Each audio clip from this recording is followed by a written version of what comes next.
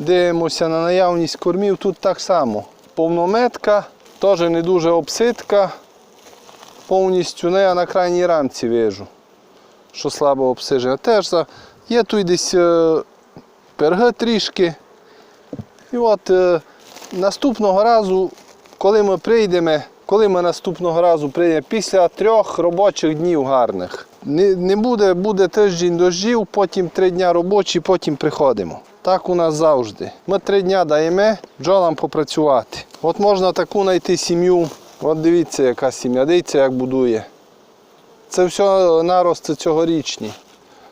І от за то я кажу, що іноді приходиш, треба попрацювати.